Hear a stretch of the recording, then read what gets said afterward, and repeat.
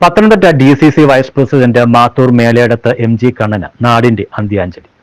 പക്ഷാഘാതത്തെ തുടർന്ന് പരുമലയിലെ സ്വകാര്യ ആശുപത്രിയിൽ ചികിത്സയിലിരിക്കെ ഞായറാഴ്ചയായിരുന്നു അന്ത്യം.